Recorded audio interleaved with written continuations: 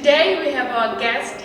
He's a motivational speaker, a blogger, and an actor. Now guys, please help me welcome Kutloano.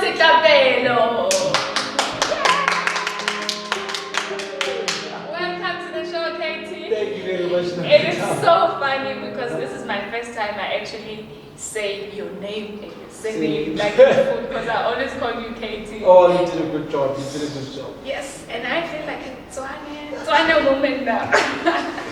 Okay. Do I say it right? She said, yeah, Tswana woman, yes. Tswana. Kharebe. Tswana. Yes, so how do I say I feel like I'm a Tswana woman? You could like a Kharebe, I'm Tswana. Hey! Kutloa. Kelly. Kutloa Kelly. Le Kharebe. Le Kharebe. La Motswana. La Motswana. Yes. Guys, Yes. now, please stay with us as I talk to Katie. Okay, how are you? I'm good, and how are you? I'm good. Like, I'm so excited to have you. Like, this energy going around. It's so great. Like, I feel so great. I'm glad.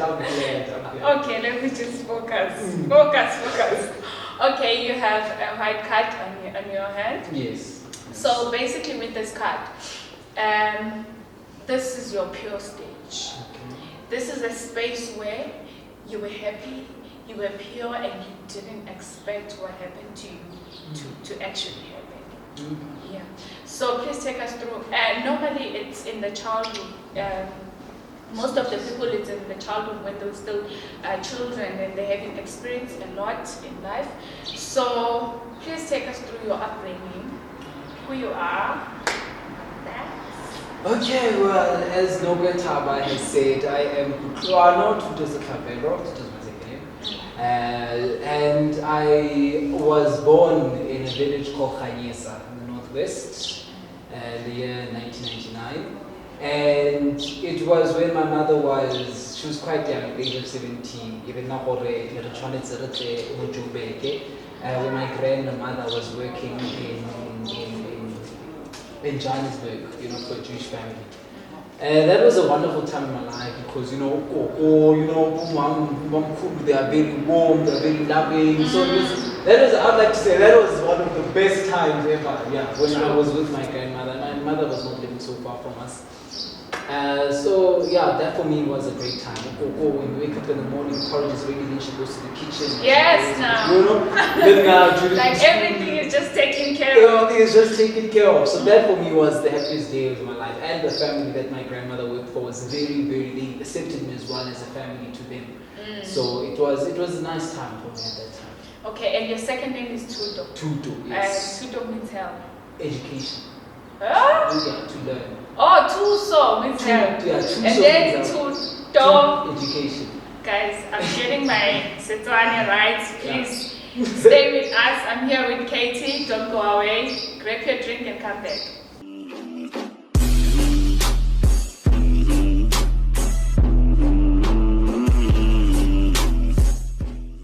Please don't forget to like and comment on our YouTube channel, and also please don't forget to follow us on Instagram, Facebook, Scars with Nokwethaba. I'm still here chatting with Katie Kutloano.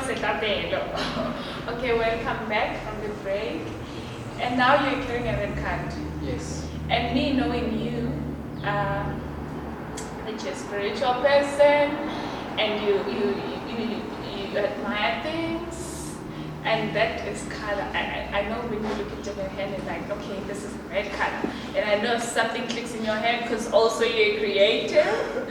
So tell me, what is it? It's the blood that was shed, the crucifixions, the scar that you really spoke about, the crucifixion period of life. Wow. That's exactly it. It represents difficulties, the times where you're like, oh my God, maybe I will never come out of this. But you came out. So I'm going to take you back a little bit. Please take us through your scar. My scar, okay. So as I said, when I was holding my cloud of innocence, I lived with my grandmother. And my mother did not live far from us. Just the street next to us. She didn't live far from us. And she also was renting at the back room for a Muslim family. and at a Muslim family's yard. And when I'd visit at a very young age, I would encounter. There was this guy. I'm sure he was 5 years older than me, 6 years older than me, and we'd indulge into sexual activity at a very young age. And me being, walking in, for instance, with this card of innocence, it really did. It did a lot of. It planted a seed of lust for me, if I could put, from that moment in time growing up. Being exposed to that on its own. At that time I didn't know much. I was very young, and for me it was okay. This is the right thing to do. Meet up. Just do what you gotta do. Just that's how it's supposed to be. It's from a young age. The thing of soul ties and taking upon that person's energies. From that young me taking that up as well. And also another big thing is my mother actually having me at a young age as well. At that same time, she was also going through emotions of my biological father not being present and me witnessing that. And also me not having that stable setup of, okay, Papa Kiyo, Mama Kiyo, and my grandmother as well. It's not like that room that we lived in was, the best ever. So for me, that was my scar. That's when I felt growing up. And actually, the biggest thing, the most dangerous thing, the reason why I take it as a deep scar is because growing up, I did not allow myself to feel that, okay, this is a time in my life that it's painful. This is a time that this is not how a child would usually experience their young childhood. And then only moving into my teenage years, full time, even now my granny is retiring. This is when I started acting in a certain way, being angry, mood swings, just being in sexual encounters even during that time because it was a seed that was already put from a young age. Or in a depression without even me noticing it. So that was the most painful thing because when it actually came to the adolescent stage, it acted out in ways that I didn't understand. Would you say were you angry at everyone at that stage, or you were specifically angry at men because your dad not being there, and also this guy who's 5 years older than you doing the things that you don't understand until you?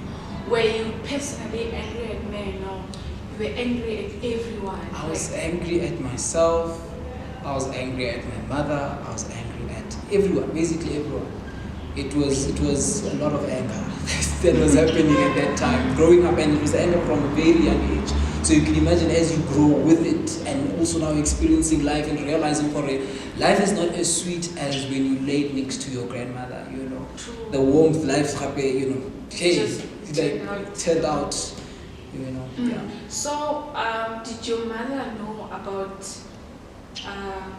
what the brother was doing to you? Or did you have courage to tell her? Or it was like, okay, maybe this is normal, this is how... Yeah, growing up, I didn't say a word. Growing up, I didn't say a word.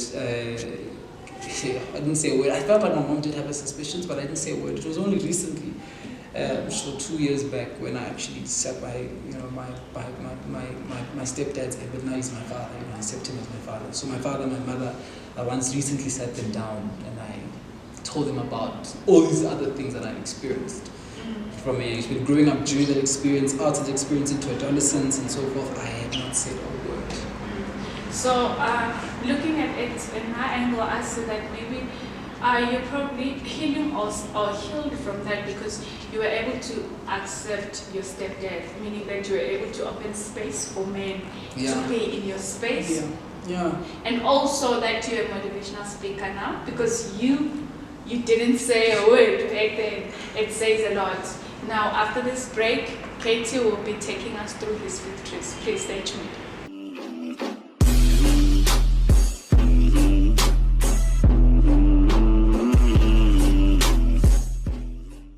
Before the break, Katie took us through his scar, and now he's about to take us through his victories. Please, guys, don't forget to comment, like, share, and subscribe on our YouTube channel. And also like, subscribe, and also like And comment and follow us on Instagram, Facebook, Scars with Nokwethaba.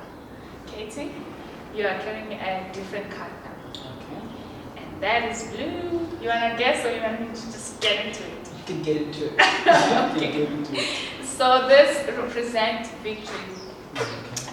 This represents, because now that you are here, now that you're a motivational speaker, now that the things that you faced back then, you are able to come out with them and be like, yeah, I went through it, and you own your story. Like, I went through it, but I'm healed now. Yeah. Or still going through the healing, because they say healing never stops. So sometimes it comes and then you have to heal again and again. Yeah. Thank you so much for taking courage. And with that, we celebrate you. We call you a conqueror, victorious, and all of that. Good words. So please take us through, how did you overcome? Please educate people that are watching. Yeah. And me as well. Well, I forgot to mention as well in the red card, when I was holding my red card, is that, you know, the way I also expressed this hurt was the relationship. I continuously got into relationships, and that added on to my heartbreak, and just numerous relationships, in, out, until recently, when I was like, no, man, there's a problem here. What is the problem? You know, so that's one of the victories that I'll talk about, you know, in this blue card segment. How did I become victorious? Well, you know, I once got a job in Pretoria, and I worked for a psychologist, and I had to leave my parents' house and move and live alone in Pretoria, you know. And by the way, this is now the moment in which, this is the time where I'm at a climax of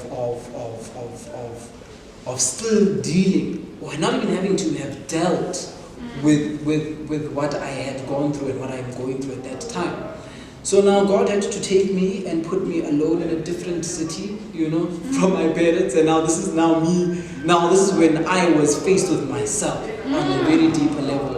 You know, this is when I got time to really look deeper into myself and understand that, Kutloano, what is happening? You know, I mean, hey, what is going on? You know what, like, who are you? You know, type of thing going on. Because, you know, I lived in a place, Kosani side, I lived in a place where people of a similar nature were around me. You know, I'm not the people I lived with, but outside. Outside, okay. You know, and I was not winning.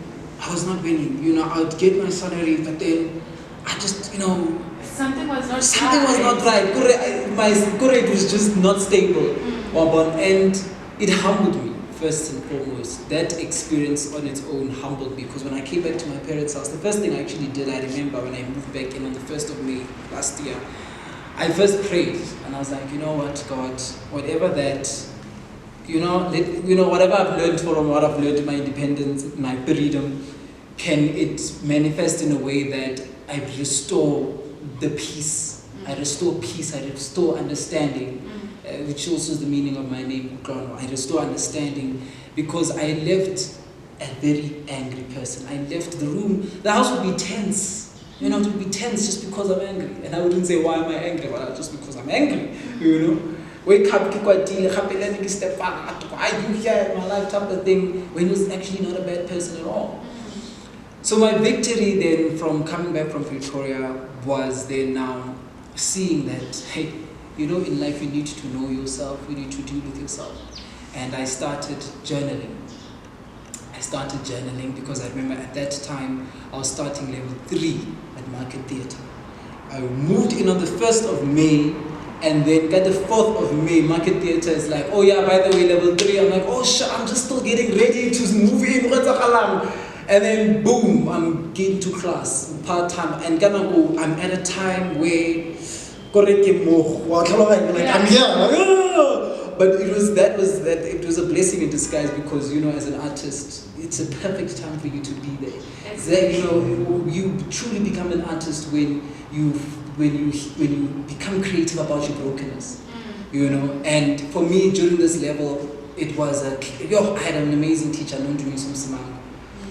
She at first I remember I was not doing my best. I was still in my cocoon. I was still, and she's like, hey, I'm on game, and I'm come out, and I still get angry, but I told myself, God, you know what? I said I love acting, and I know that she could be saying this because she sees something in me, you know. Yeah. So then I picked myself up, and during this journey, being in that class, and by the way, I started level 2 with the group, with this another group, level 2 with the same group that I started level 1 with. Level 3 is totally different people. So I'm like, oh, now I have to be in a space with totally different people. But that for me, that was my first victory in terms of me getting to know myself, me turning this brokenness into a creativity. You know, instead of me pretending like I'm angry. Think about the time when I was angry and act that character out. You know. That for me was a healing stage for me, and how Nondumiso would emphasize journaling. Like, first I was like journaling, but then as I started journaling, I got to write, and I got to see, and I got to think, and I got to look at myself from a bird's view, and I even started discovering talents within me that that I had, such as when I didn't realize that when I speak to people, I'm actually healing another person. It automatically happens. It's just become. It's also genetically, I think, but yes. When it will just happen, And on that one, I'm also one of those people. Yeah. When I speak to Kutloano, I feel like, I don't know, I feel like there's peace in me. Like, wow, okay, I didn't know that. Yeah. So that was another gift that I had, because another thing that I suffered from a lot, going back to the red card, is, and I find it with my friends especially, I always want to give out love. And I find it so hard for me to accept, to see that, look, people love you. And me understanding my relations, and I also suffered a lot from being in a space of the spiritual world, because we're calling as well. So, they're like, Kutloano, what's up? It's a battle happening. We're still in the physical world, but anyway. My victories. So that time for me, journaling, acting, finding myself was the biggest victory for me.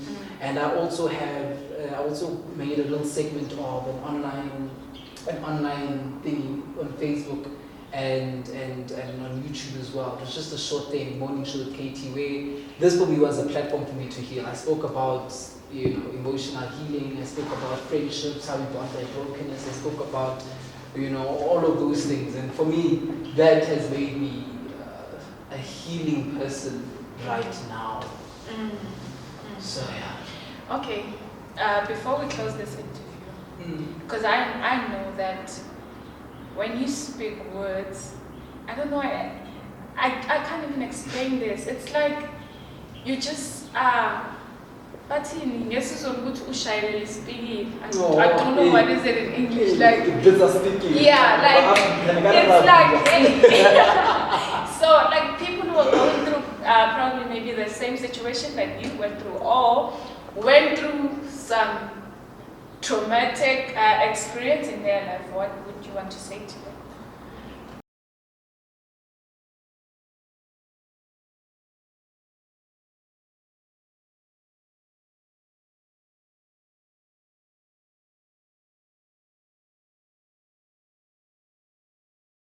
We need to allow ourselves to feel the crucifixion.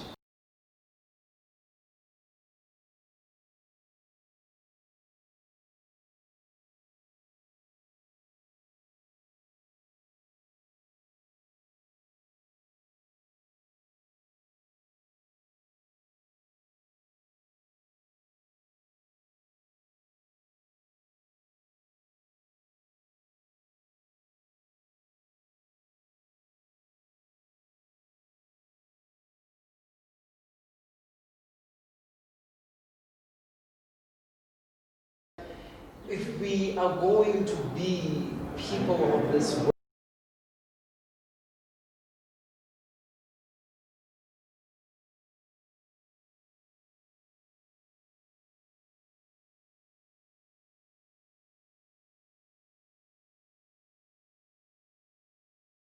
because we are the universe,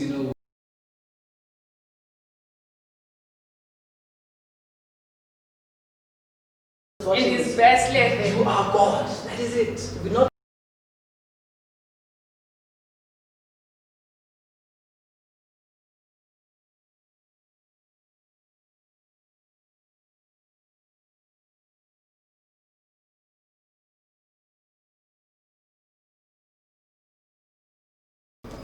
If I have to go through it, then Let it be. Give me the strength to go through it.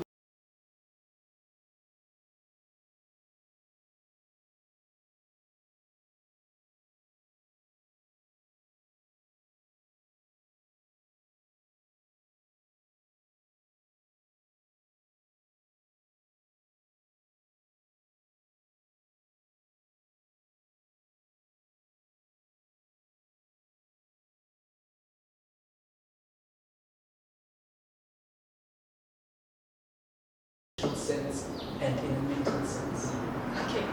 Before I close, like I cannot ignore, I cannot act like I didn't hear that you said we are Christ. We are not Christ in perfection, but we are Christ in existence. Yes. Because so many times when we try to be perfect, just because we are Christ, but not understanding that we must exist like Him and let.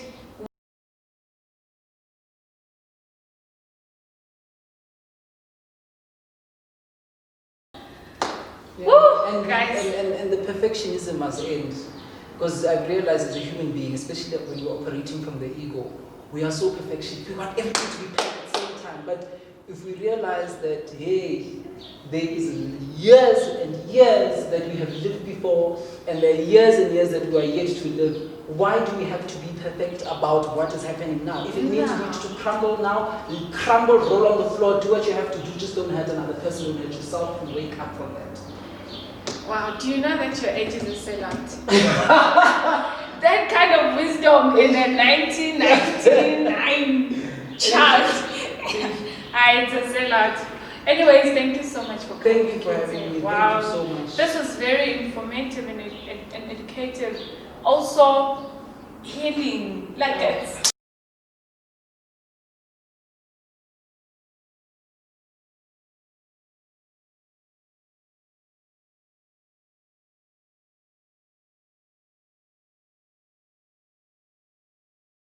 Kutloano on social media. Oh yes. Facebook. Facebook it's Kutloano Setlapelo, and then Instagram where I do my blogs and when I speak about such things it's KT Setlapelo _Setlapelo.